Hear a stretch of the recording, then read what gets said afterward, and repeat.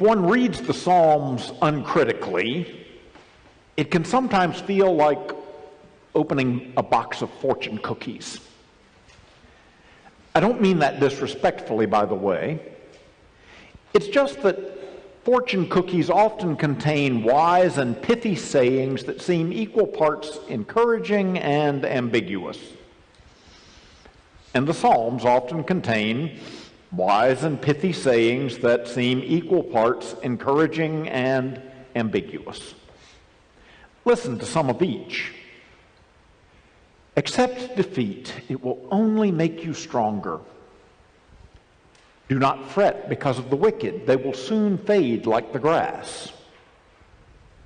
Every day may not be good, but there is good in every day. Take delight in the Lord, and He will give you the desires of your heart. And the thing is, all of those sound sage and truthy. But are they true? Does defeat only make you stronger? Or can it be crushing and disastrous? Do the wicked fade like the grass? Or do they too often seem to flourish like late summer weeds? There is good in every day. Is that deeply wise or deeply wishful? Does the Lord give us the desires of our hearts? Many a heartfelt prayer has not been answered in the affirmative. Sometimes praying can even feel like sliding a letter beneath a door. The question not whether it will be answered, but whether it is even received. This probably isn't starting out as the sermon you expected to hear. But as I approached our psalm for this morning with a deeper eye, remember I said read uncritically, the Psalms can seem like fortune cookie sayings.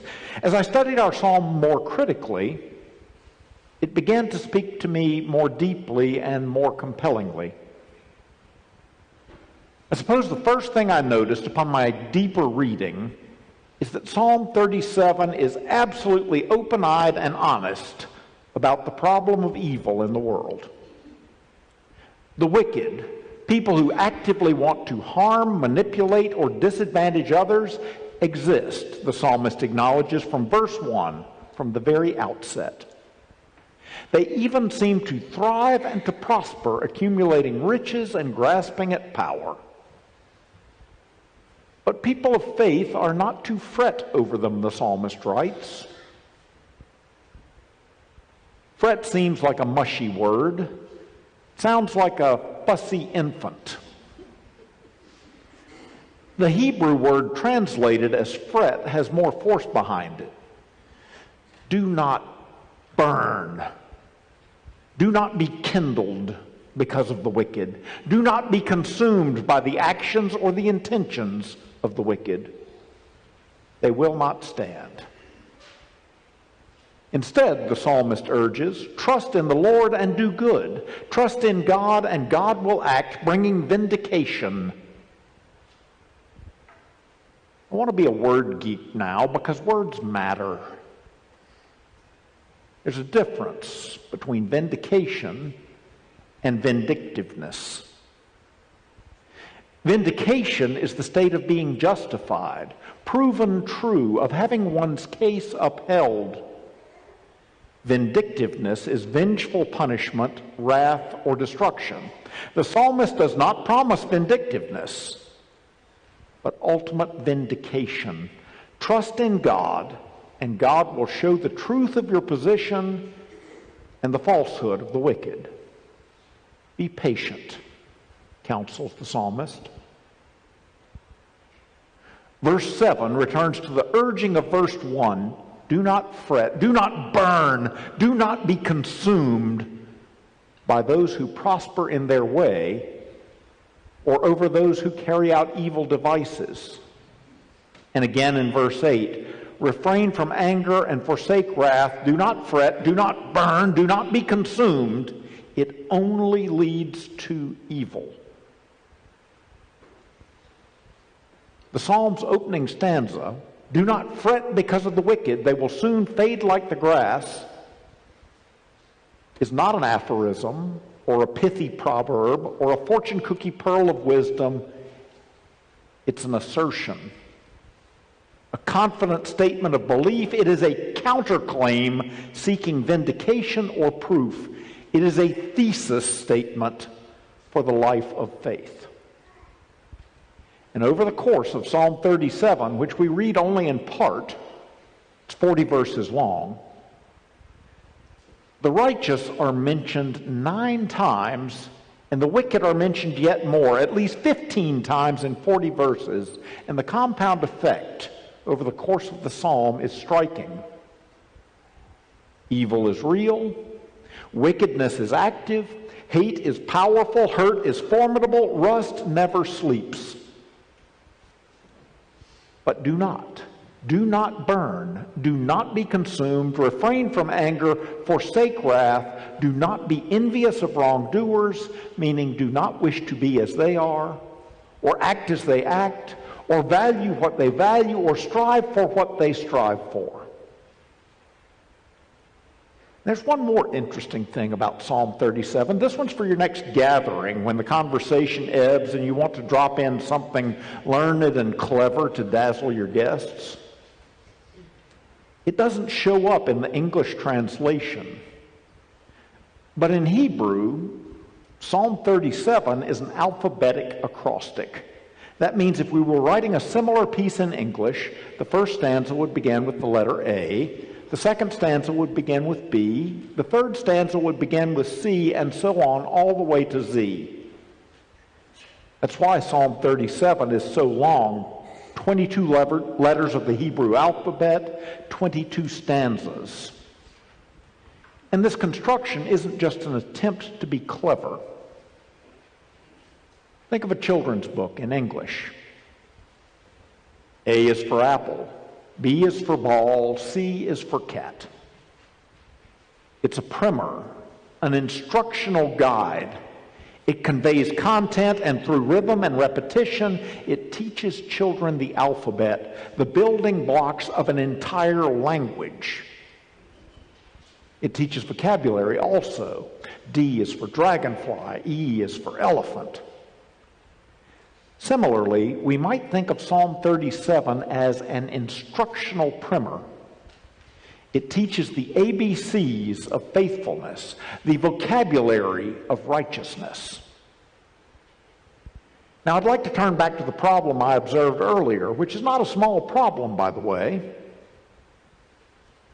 Call it the credibility gap, or the is it true test. The psalm sets forth its thesis. The wicked will fade. God will grant the desires of your heart. You will live in the land and enjoy security. The meek shall inherit the land and delight themselves in abundant prosperity. Is it true? Because it surely doesn't always appear to be true. There is much evidence to the contrary. It is a contested claim. The jury is still out as to which reality is true.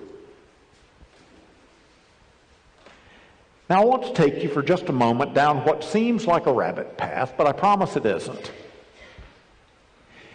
Amy and I have discovered the joy of binge-watching television shows. It's where you come across a show that's been around for a while, but you didn't know it. So when you discover it, there are many episodes to catch up on, and you do so by watching about 17 episodes per night.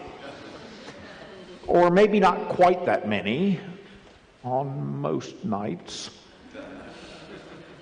Anyway, we discovered on internet streaming a series called The Man in the High Castle, based on the 1962 novel by American writer Philip K. Dick.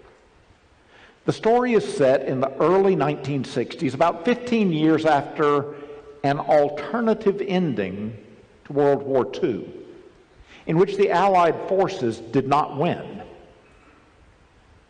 Instead, a very different America now exists. one in which the country is partitioned between the victorious German and Japanese governments. The eastern United States is controlled by the German Reich.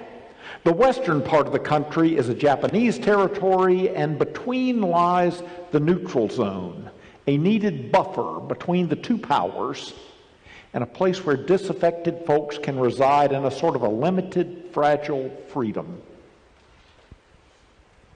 It becomes clear in the early episodes of the show, full disclosure, I've not read the book, but it becomes clear in the early episodes of the show that there is a resistance group that is committed to the defeat of the occupying Germans and the Japanese.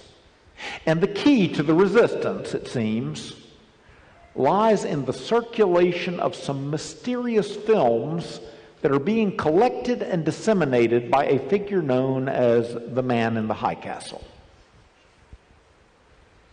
Now, these films are strange.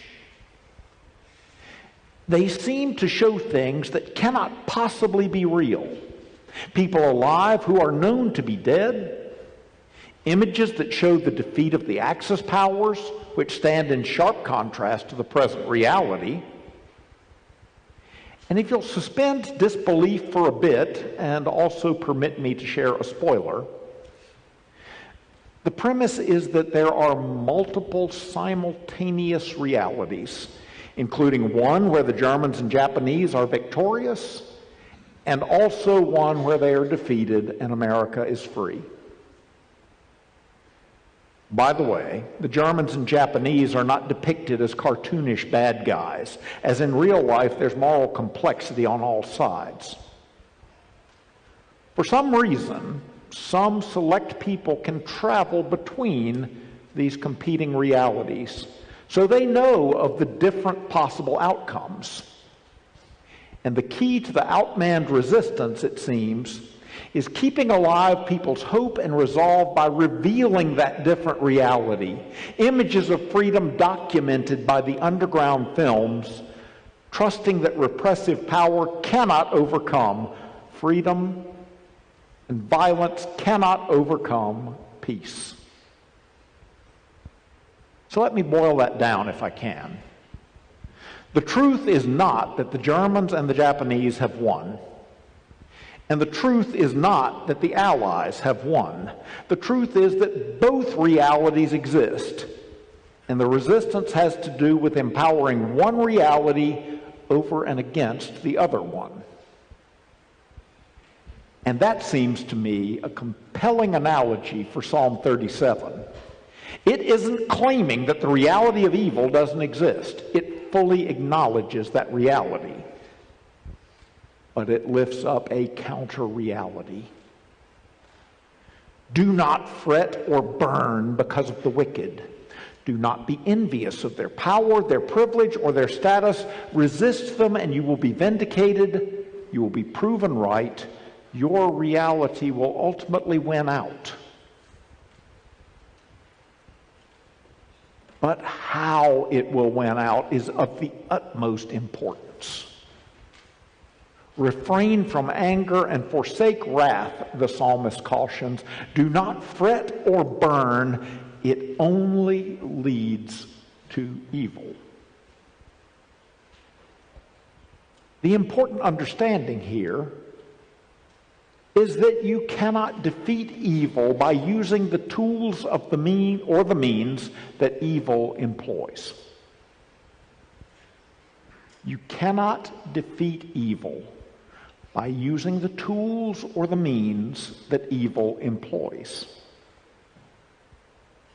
And that understanding raises the myth of redemptive violence. Might makes might. Might makes right. Fight fire with fire. The only solution to a bad guy with a gun is a good guy with a gun. It's instructive that the word burn means both to be kindled and to be consumed. The warning to refrain from anger and to forsake wrath is the very thing,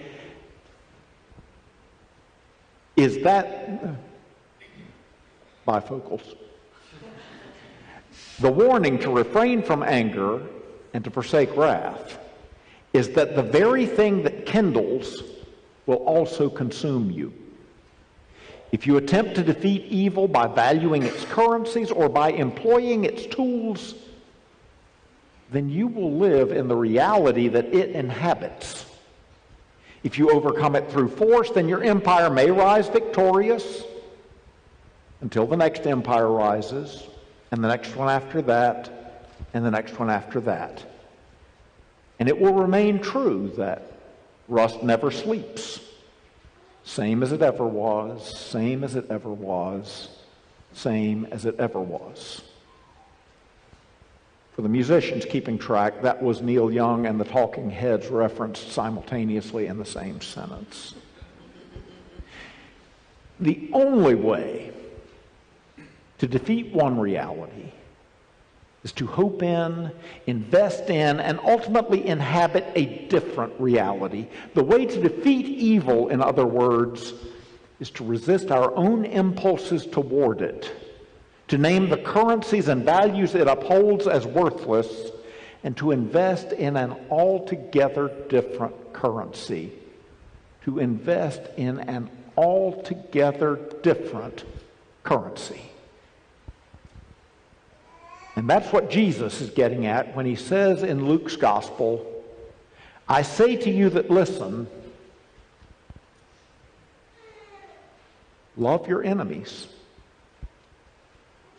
Do good to those who hate you. Bless those who curse you. Pray for those who abuse you. If anyone strikes you on the cheek, offer the other also. Why? Because to strike back is to enter into and to empower their reality.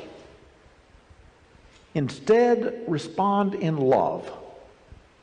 Give to everyone who begs from you. Do unto others as you would have them do unto you, because good has to begin somewhere, and vengeance has to end somewhere. In the words of Dr. Martin Luther King Jr., darkness cannot drive out darkness. Only light can do that. Hate cannot drive out hate. Only love can do that. Truth has to have seeds to grow from. If we continue to sow the wind, even a little bit, we continue to reap the whirlwind. Jesus is showing us films from another reality. It is real and present. The kingdom of heaven is in your midst.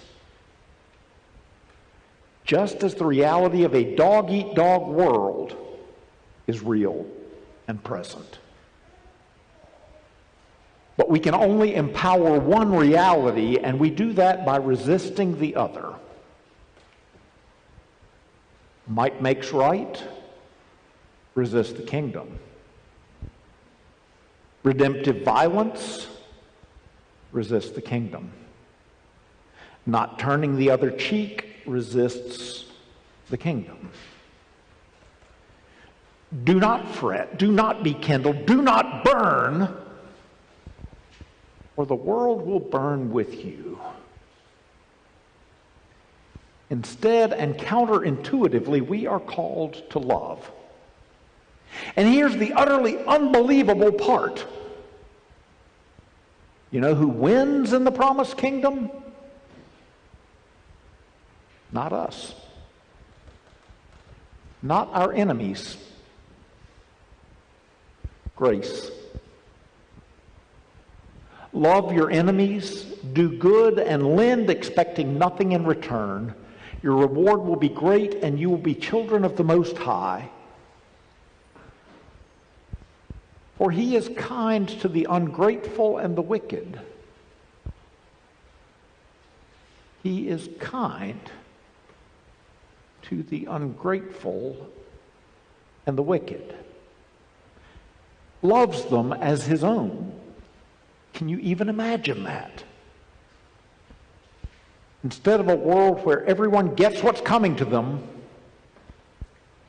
a world where everyone doesn't. That's grace. In the world of the kingdom, you overcome the enemy by loving them into friendship and into kinship. Love them into kinship, and you will have no more enemies. And if we invest in that reality, if we bet all of our chips on it, well then, yet a little while, and the wicked will be no more. Though you look diligently for their place, they will not be there. Not because they've been decimated or annihilated. The only people who will be there will be people you love. The meek shall inherit the land, not take it, not wrest control of it, not defend it to the death. Inherit it, receive it as a gift, and they will delight themselves in abundant prosperity. And if you say to me, man, that's pie in the sky, it simply isn't reality, well, then I guess it won't be. We only get the reality we invest in. Psalm 37 is no fortune cookie. It is a primer for the kingdom.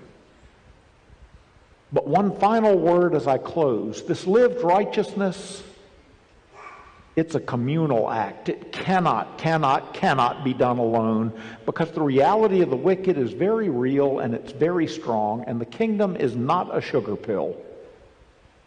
It's a competing reality. It's a counterclaim only entered into and sustained and maintained at great cost. No other than Jesus Christ has shown us that. The kingdom will only come by God's grace if we resist evil with every fiber of our collective being and with love. In our baptismal vows, we claim to deny evil and its power in the world. And the only way to resist and deny wickedness is love. To show the world a different, seemingly impossible film.